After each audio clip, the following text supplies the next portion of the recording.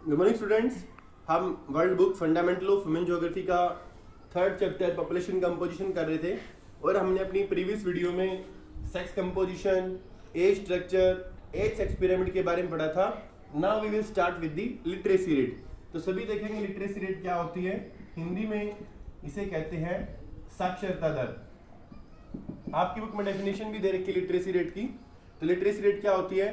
Any person of 7 years of age who can read, write and can do simple arithmetic calculation with understanding is known as literacy rate। Hindi में समझिए साक्षरता दर का मतलब, साक्षरता दर का अर्थ है 7 वर्ष से अधिक आयु का वह व्यक्ति जो लिख सकता है, पढ़ सकता है और साधारण अंकगणितीय गणना समझ के साथ कर सकता है, उसे हम साक्षरता दर कहते हैं। उम्मीद है सभी को समझ में आ गया होगा। तो ध्यान रखना कि 7 साल की उम्र से अधिक होना चाहिए और वो सिंपल लिखे। मान लीजिए राम, रे आ मैं, तो वो लिख ले उसको राम और उसको पढ़ लिख सकता हो या साधारण गणना कर सकता हो। भाई 2 और 2 4। एक बात ध्यान रखना, जरूरी नहीं है व्यक्ति स्कूल गया हो। भाई हमारे देश में प्रौढ़ शिक्षा भी होती है, आदमी घर पे ही पढ़ते हैं। तो हमारे देश में डेफिनेशन लिटरेसी रेट की है कि कोई भी व्यक्ति 7 साल से उम्र का कोई भी व्यक्ति जो लिख सके, पढ़ सके और साधारण गणना 2 और 2 4, 2 और 3 5 कर सके, उसे हम लिटरेसी रेट कहते हैं। फिर next one is occupational structure.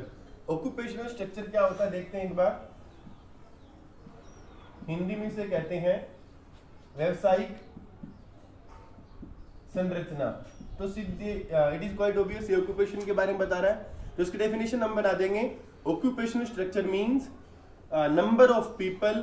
Number of people engaged in different activities is known as occupational structure। व्यवसायिक संरचना का अर्थ है कि लोग कौन कौन सी क्रियाओं में संलग्नित है। तो आप सभी को पता, आपने छोटी क्लासेस में पढ़ा है। There are 3 types of activities: primary activities, secondary activities and tertiary activities. ये आपके चैप्टर नंबर 5, 6, 7 में भी आएगा।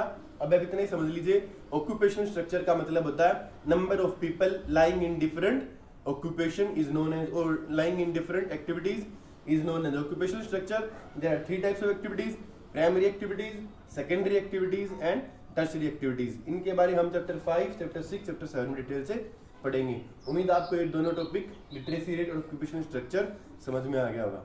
Thank you.